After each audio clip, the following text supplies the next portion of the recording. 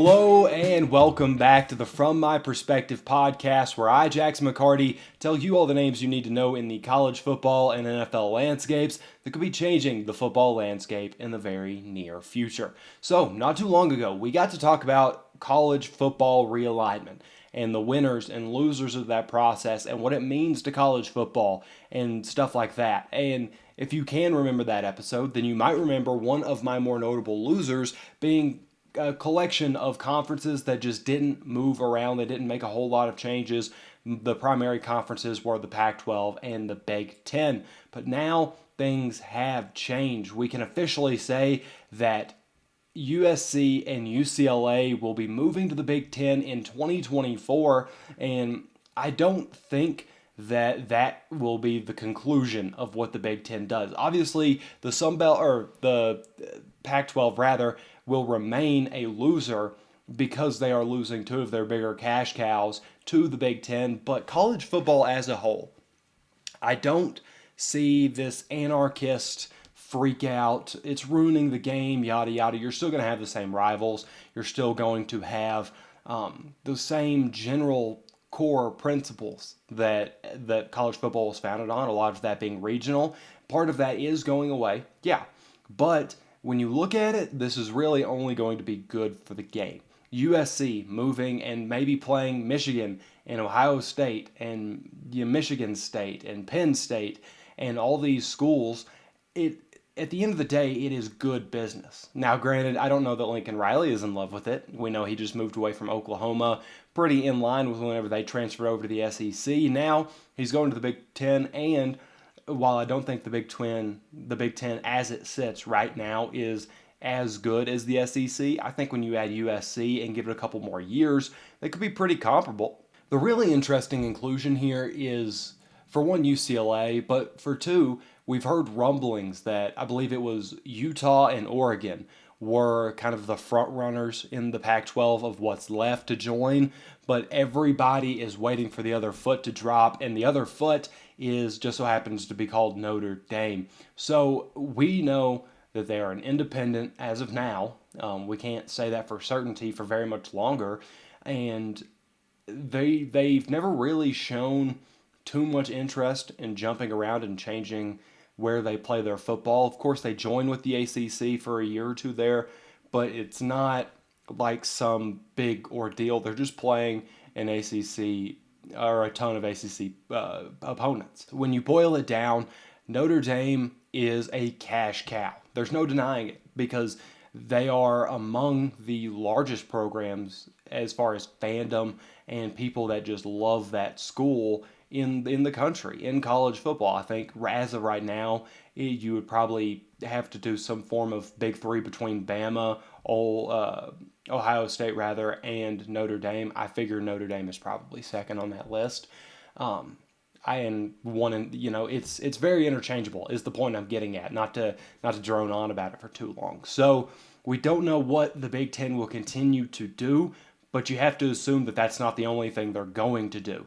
Like I said, you've got Oregon and Utah as potential changeovers. Notre Dame is going to land somewhere, whether that be the Big Ten, maybe it's the SEC. I don't know that I absolutely love it. I think they make more sense as a Big Ten school, but they'll probably go wherever they think they can get the most money. So it's almost gonna be a bidding war of sorts, kind of like what we've quasi seen with the NIL stuff with players. And so just watching the college football landscape change, and you hear a lot of whispers about it's going to be a primarily two-conference game with the SEC and the Big Ten having 20-plus members.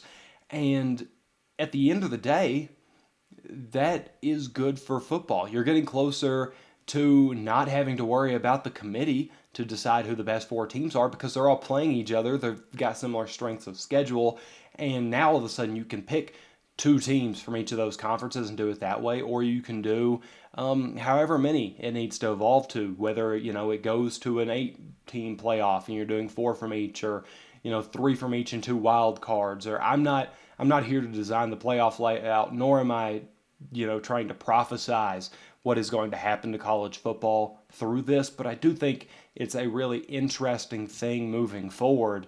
and one that I could absolutely see changing college football in some ways for the better. One of the big key issues for a lot of people that I've seen so far is how far of a trip it is for teams going to USC or UCLA, or for those two schools going to play conference games. And yes, it looks stupid, for a lack of better terms. It looks dumb to see the Big Ten's map and see where all these teams are located, and you're like, okay, yeah, you've got that northern part of the country pretty decorated. Makes sense. It's all these teams, and you look to the bottom left corner, you're like, wait a minute, there's two schools down there that are just completely separated from everything else. So yeah, it's a bit goofy, and you got to feel bad for the equipment managers, and you got to feel bad for fans that want to attend these big games and big arenas and these atmospheres that they've more than likely never experienced because they haven't had to play these teams like Penn State and Ohio State and Michigan. You're getting all these new things that you can see and try and really get to experience as a fan in college football. Just so happens you're driving however many miles and however many hours to go see them and to go see your team. So the real question for me is what teams rather are going to be connecting that big gap in between distance wise, because I don't think you can sit here and keep it like this, or even if you do just pull in Oregon and Utah, that's one team in the middle, one team that's still having the same problems because it's all the way in the top left corner of the country. So what do you start looking at? Well, I think the Big 12 is going to play a huge part in this, because you hear a lot of those rumblings, like I mentioned, that say two big conferences. Well, the Big 12 has a lot of schools and a lot of good schools there that don't currently reside in either of those two big conferences that we've been told are about to happen. So, do we see Cincinnati, fresh off the heels of a Big 12 jump, go to the Big 10 in half a decade's time, in a decade's time, however long it needs to be? Do you see schools in that general area of the country? Does Oklahoma State follow the SEC and follow Oklahoma to the SEC? Does TCU follow Texas to the SEC? How do things shake out? And more importantly, how do you make them all connect together? Do you make it basically a north-south thing where the SEC gets, Clemson and Miami and Florida State, while the Big Ten gets Notre Dame and some of those more northern schools to play up there and do that, maybe in North Carolina? I know it's not really northern, but okay, Virginia would work. It's more north than North Carolina, at least. So, you're in a very interesting position moving forward, and how you decide to divvy out the country, because it does, at the end of the day, look like it's basically going to become the AFC and the NFC in the NFL. And some people are obviously going to be resistant to that. I understand being resistant to that, because it's not the way of life that college football has presented you for all these years. Change is hard.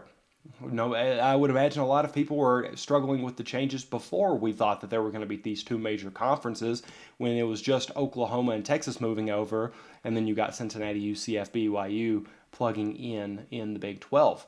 But at the end of the day, would you rather have the old college football format with the same problems that were going around with the committee and trying to get these teams ranked correctly and trying to decipher who is really good and who is not that great because their schedules are so varying?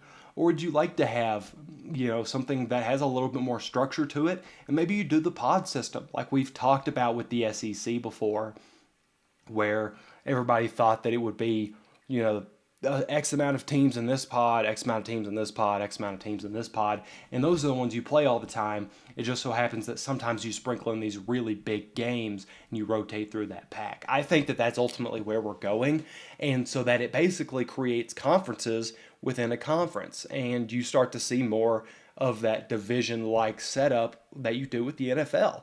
So imagine, let's say that the Big Ten pulls over Oregon and Utah and Arizona State, and I'm making up numbers here, because if you can kind of recreate the best of the Pac-12 inside the Big Ten. So you're getting your USC versus UCLA, you're getting your USC versus Oregon, and you're getting your USC versus Arizona State or USC versus Utah or whoever you want to plug in there. And you're getting the occasional USC versus Michigan State, USC versus Penn State. It's all that can possibly do is create a more thorough strength of schedule for everybody. And even if you are having, let's say you get the luck of the draw and you get to take some of those bottom barrel teams from outside of your pod, you're still pretty uniform across all of these things. And now the only real discrepancy is, okay, do we think the Big 12 is, or the Big 10 rather, do we think the Big 10 is stronger? Do we think the SEC is stronger with how they're laid out? It's really interesting to me because, like I said, I see a lot of pushback to this, again, rightfully so, but there are absolutely ways to regain that area control and basically just take power out of the NCAA's hand, which it kind of looks like that's what they're going to at least attempt to do if they're not already attempting to do so. So, you're in a really strange position for college football. Obviously, a lot of these won't come into play until 2024, or at least that's what we're being told. Most primarily, like the SEC, where we think that it'll be 2024, it might end up being 2023, where we get these teams to move over. But if you really boil it down, this is good for college football. It is. It is. You're getting better games. More games matter on a weekly basis. You're getting so much more appeal.